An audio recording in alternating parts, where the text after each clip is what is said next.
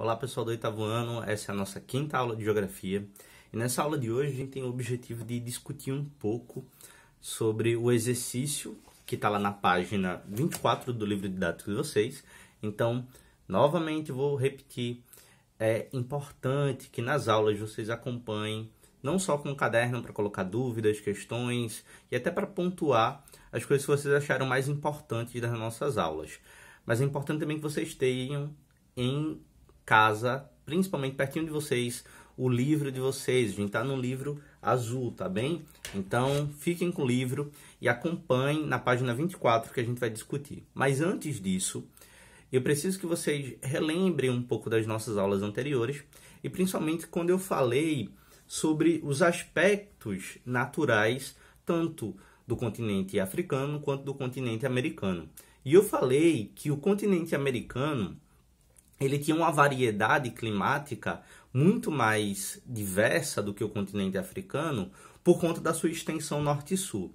Ele é muito alongado no sentido norte e sul, e isso faz com que ele passe por vários trópicos, várias camadas, e essas zonas climáticas vão oferecer características climáticas diferentes. E para cada característica climática, a gente vai ter a ocorrência de um tipo de vegetação característico peculiar daquela área. Então isso faz com que a região do continente americano seja extremamente diversa do ponto de vista natural. Isso é bem interessante. Já na África, a gente vê que existe essa variação, mas essa variação não é tão acentuada quanto aqui. Existem algumas áreas de exceções que têm a ocorrência, por exemplo, de clima desértico, a ocorrência de um clima mais frio, mas não com a proporção que o continente americano tem. Então a gente já viu que outro ponto importante para a gente definir essas diferenças biogeográficas, essas diferenças do ponto de vista da natureza, é o clima. Então, sempre o clima como uma coisa, um elemento muito importante, um fator muito importante para se definir aí as diferenças naturais, tá bem? Deixado isso claro, a gente vai lá para a página 24, todo mundo comigo. A atividade ela vai fazer uma espécie de síntese do capítulo e ela é muito importante para que a gente também comece a exercitar. Então, vocês vão acompanhar comigo. Quem já tentou realizar ela vai fazer o processo de correção. Quem ainda não realizou vai fazer junto comigo, tá bem? Então, vamos lá. Página 24. A primeira questão fala o seguinte: a disposição e certas características do relevo da América do Sul e da América do Norte são similares. Cite alguns exemplos para justificar essa afirmação. Então, quais são os exemplos que mostram que as características do relevo, tanto na América do Sul quanto na América do Norte, têm algumas similaridades? A gente pode colocar mais ou menos o seguinte, foi assim que eu coloquei. As grandes cordilheiras, por exemplo, dos Andes e rochosas, situam-se no oeste, próximos ao Pacífico. Na outra margem do continente estão os planaltos e serras geologicamente mais antigos, como os Alpes e serras do Planalto brasileiro. As grandes planícies fluviais, como a Amazônica, do Mississippi e da Platina, se localizam em áreas centrais do continente. Então, a gente tem aí alguns exemplos que mostram similitudes, coisas parecidas que ocorrem tanto na América do Sul quanto na América Central, e eu ainda coloquei aqui um pouco sobre a América do Norte, como, por exemplo, a do Mississippi, a questão dos Alpes da América do Norte também. Então, lembrem dessas similitudes, coisas parecidas, tá bem? Na segunda questão, por que a África apresenta menor variedade de tipos de clima que o continente americano? Então, por que isso ocorre? Lembra que até no resumo eu falei. Porque o território da América se estende muito do Ártico à Antártica. Já a África situa-se quase toda na zona intertropical. Lembra, a América se alonga no sentido norte-sul. Isso faz com que a gente passe por várias zonas climáticas. Isso é muito importante. Gravem isso muito sério, porque isso é um fator determinante na diferenciação entre África e América no aspecto natural. Terceira questão: qual dos dois continentes América ou África está em uma situação menos favorável no que se refere à abundância de recursos hídricos. E por quê? Lembrando que recursos hídricos têm a ver com água, disposição, disponibilidade de água potável, principalmente. Então, qual desses dois? A África. E por quê? Pois o continente africano apresenta grandes extensões de áreas desérticas, muito diferente da gente, por exemplo. A gente tem muitas áreas em desertificação, lembrem isso. Desertificação é um processo. Desérticas é áreas que já passaram por esse processo e hoje se encontram em situações de estresse hídrico tremendo, ou seja, chove pouco e as altas temperaturas fazem com que evapore muito.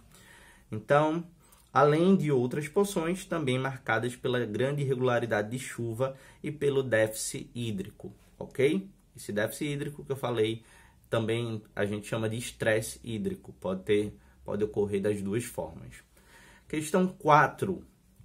Qual o segmento social mais afetado pela escassez hídrica na África e na América Latina? Justifique sua resposta.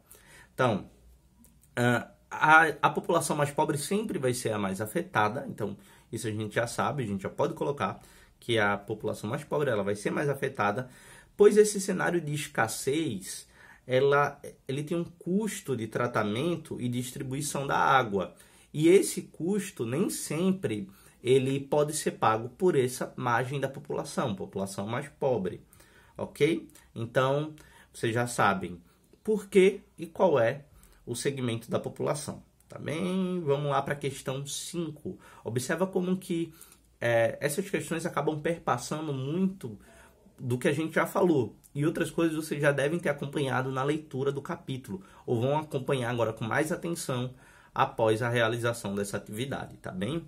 Vamos para a questão 5. Diante dos argumentos apresentados nesse capítulo, como você se posiciona acerca da polêmica em relação à privatização de água?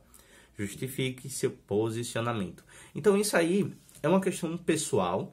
Vocês devem pensar e realizar a partir da noção. Vocês acreditam que a água ela deva ser privatizada, deva ser um bem privado, ou a água deva ser um bem público? Então, a gente precisa compreender isso. O capítulo vai dar margem para a gente pensar. O que a gente já discutiu nas aulas vai dar margem para a gente pensar. E vocês vão lá marcar da forma pessoal. Vocês vão escrever das suas formas pessoais a sua opinião. Mas vocês precisam justificá-las, tá bem? Eu não vou colocar a minha aqui para não influenciar o senso crítico de vocês. Vocês precisam criar esse senso crítico. Vamos lá. 6º. Apresente e explique um exemplo histórico ou atual de extensão internacional relacionada à gestão da água no continente africano e uma no continente americano. Então, a gente tem aí a gestão do Lago do Chad. Isso é bem importante que o livro traz, acho que a gente pode destacar isso, que teve expressiva redução de áreas nos últimos 50 anos por conta da má gestão de países em seu entorno, gerando tensões entre os mais responsáveis e os mais prejudicados pelo desastre ambiental, diria até um crime ambiental. Ou ainda, tratar o caso da bacia do Rio Nilo, cujas águas são historicamente disputadas pelo Egito, Sudão, Etiópia, Sudão do Sul, e na América a gente pode situar, por exemplo, a bacia da Platina, que também é muito citada no nosso livro, tá bem? Então, observa que a gente aqui trabalhou muito a questão da água, trabalhou muito a questão da diferenciação e a abundância dos recursos naturais, tanto na África quanto na América, e é mais ou menos isso que o livro perpassa. Então, a gente, nas próximas aulas, vamos ter outras abordagens para se intensificar nesse processo de compreender essa diversidade ambiental e natural, tá bem?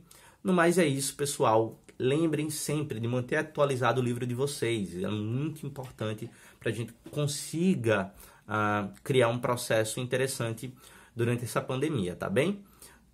Abraço e se cuidem. Tchau, tchau.